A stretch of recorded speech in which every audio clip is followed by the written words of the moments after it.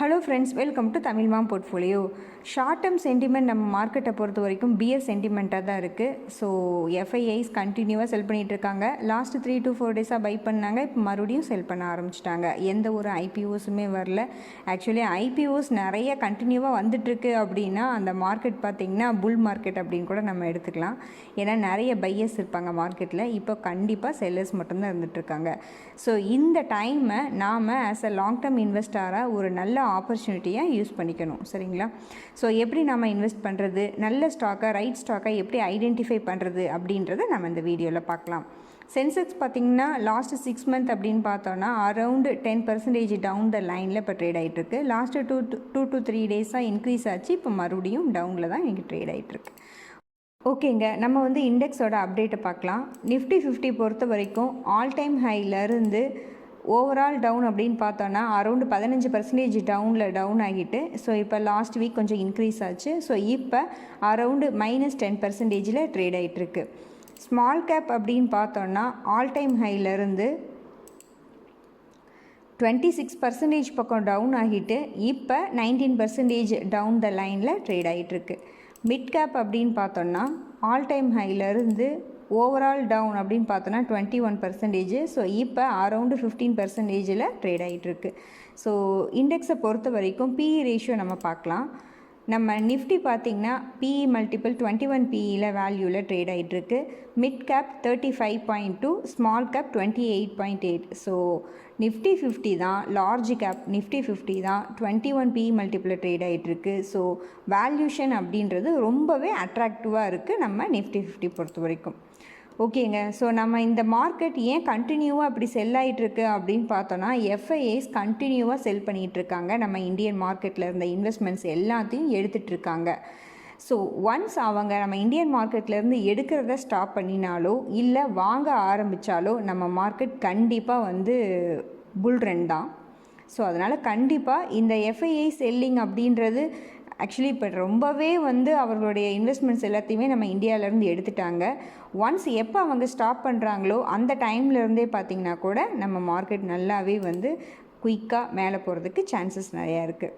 So நம்ம market correction அப்படிங்கிறது இது ஒன்றும் ஃபஸ்ட் டைம் கிடையாது. நம்ம நிறைய கரெக்ஷன்ஸை நம்மளோட ஹிஸ்ட்ரியில் பார்த்தோம் அப்படின்னா நிறைய கரெக்ஷன்ஸை பார்த்துருப்போம். அதுக்கப்புறம் ஒன்ஸ் ஆல் டைம் ஹையை ரீச் பண்ணிட்டு போயிட்டே தான் இருந்திருக்கு. ஸோ அது மாதிரி தான் நம்ம இதை எடுத்துக்கணும்.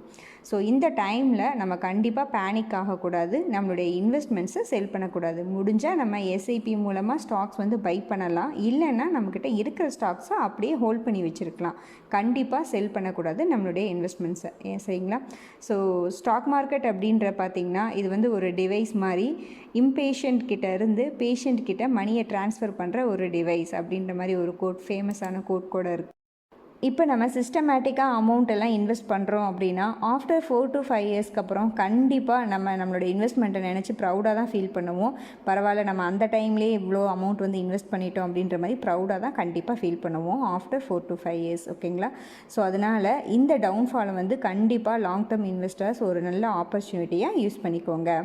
ஓகேங்க, எங்கே இன்வெஸ்ட் பண்ணலாம் அப்படின்றது தான் இப்போ பிக்கெஸ்ட் கொஷினாக இருக்கும். ஏன்னா எல்லா ஸ்டாக்ஸுமே டவுன் ஆகிருக்கு. இதில் எது பெஸ்ட்டான ஸ்டாக்ஸ், எந்த ஸ்டாக் நல்ல அப் மூவில் வரதுக்கு சான்சஸ் இருக்குது அப்படின்றது நமக்கு தெரியாது. ஸோ வேல்யூஷன் வைஸ் பார்த்தோம் அப்படின்னா இப்போதைக்கு பேங்கிங் செக்டார் தான் நல்ல வேல்யூவில் ட்ரேட் ஆகிட்டுருக்கு. சரிங்களா? ஸோ ஆல் டைம் ஹையிலேருந்து -5% இப்போ ட்ரேட் ஆகிட்டுருக்கு. வேல்யூஷன் பிஇ மல்டிபிள்னு பார்த்தோன்னா 13.5 தான் இப்போ ட்ரேட் ஆகிட்டுருக்கு. வெரி அட்ராக்டிவ் வேல்யூஷனில் பேங்கிங் செக்டார் இருக்குது.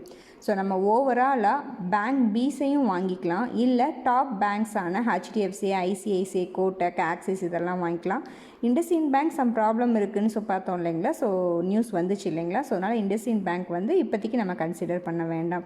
ஸோ அது எப்படி வந்தாலும் ஓகே தான். நம்ம வந்து இது மாதிரி ஹெச்டிஎஃப்சி, ஐசிஐஸ், கோட்டக், ஆக்சிஸில் கன்சிடர் பண்ணுறது நல்லதாக இருக்கும். தென் இல்லைன்னா ஓவராலாக பேங்க் பீஸ் கூட வாங்கிக்கலாம். நிஃப்டி பீஸுமே பார்த்திங்கன்னா நிஃப்டியுமே ரொம்ப வேல்யூஷன் ரொம்ப அட்ராக்டிவாக தான் இப்போ இருந்துகிட்ருக்கு. அதனால் நம்ம நிஃப்டி பீஸை கூட நம்ம கன்சிடர் பண்ணிக்கலாம். சரிங்களா? மார்க்கெட் ஒரு வருஷமும் நமக்கு 100% ரிட்டர்னை கொடுக்கும் அப்படின்ற மாதிரி நம்ம நினைக்கக்கூடாது. ஆவரேஜாக ஒரு 15 to 18% நமக்கு கொடுத்தாலே போதுமானது. நம்ம கண்டிப்பாக ஒரு நல்ல கார்பஸை கிரியேட் பண்ணியிருப்போம் நம்மளுடைய இன்வெஸ்ட்மெண்ட் ஜேர்னியில். ஓகேங்களா? ஸோ அதனால் கண்டிப்பாக இந்த செல்லிங்கை நினச்சி பேனிக் ஆகாதீங்க. இன்வெஸ்ட் பண்ணுங்கள். இன்வெஸ்ட் பண்ண அமௌண்ட் இல்லை அப்படின்னா உங்களுடைய அமௌண்ட்டை ஹோல்ட் பண்ணி வைங்க, செல் பண்ணாதீங்க.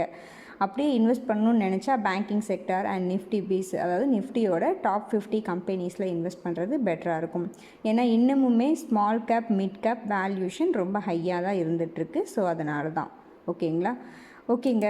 ஸோ நம்மக்கிட்ட பார்த்திங்கன்னா health insurance, term insurance, savings plan, retirement plan, financial planning, இந்த கன்சல்டேஷன் எல்லாமே ஃப்ரீயாக தான் நம்ம கொடுத்துட்ருக்கோம். இப்போ வரைக்கும் நிறைய பேர் இந்த ஃப்ரீ சர்வீசஸை அவாய்ட் பண்ணி நிறைய பெனிஃபிட் அடைஞ்சிருக்காங்க. ஸோ உங்களுக்கு இந்த சர்வீசஸில் ஏதாவது நீடு அப்படின்னா maheshwariprakash15@gmail.comக்கு மெயில் பண்ணுங்கள். உங்கள் நேமு, மொபைல் நம்பர், இந்த சர்வீசஸில் எந்த சர்வீஸ் வந்து உங்களுக்கு தேவைப்படுது உங்களுக்கு உங்கள் ஃப்ரெண்ட்ஸ்க்கு, இல்லை நீங்கள் ஆல்ரெடி ஃபார் எக்ஸாம்பிளுக்கு இப்போ நீங்கள் ஆல்ரெடி ஒரு ஹெல்த் இன்சூரன்ஸ் எடுத்திருக்கீங்க அப்படின்னாலும் அந்த இன்சூரன்ஸ் பெஸ்ட்டாக அப்படின்ற மாதிரி கன்சல்டேஷன் கூட நம்மக்கிட்ட பண்ணிக்கலாம். ஓகேங்க. இந்த வீடியோ உங்களுக்கு யூஸ்ஃபுல்லாக இருக்கும்னு நினைக்கிறேன். கண்டிப்பாக உங்களுக்கு ஒரு நம்பிக்கையை கொடுத்துருக்கும் அப்படின்னு நினைக்கிறேன். அதுக்காக தான் இந்த வீடியோவே. ஸோ நம்ம டெலகிராம் சேனல் பார்த்திங்கன்னா நியூவாக ஓப்பன் பண்ணியிருக்கோம். அந்த நியூ டெலகிராம் சேனலில் ஜாயின் பண்ணிக்கோங்க. லிங்க் வந்து டிஸ்கிரிப்ஷன் பாக்ஸில் இருக்குது. நம்ம சேனலில் வர வீடியோஸ் உங்களுக்கு யூஸ்ஃபுல்லாக இருந்துச்சு அப்படின்னா கண்டிப்பாக உங்கள் ஃப்ரெண்ட்ஸ்க்கு ஷேர் பண்ணுங்கள் அண்ட் நம்ம சேனலை சப்ஸ்கிரைப் பண்ணுங்கள். நன்றி, வணக்கம்.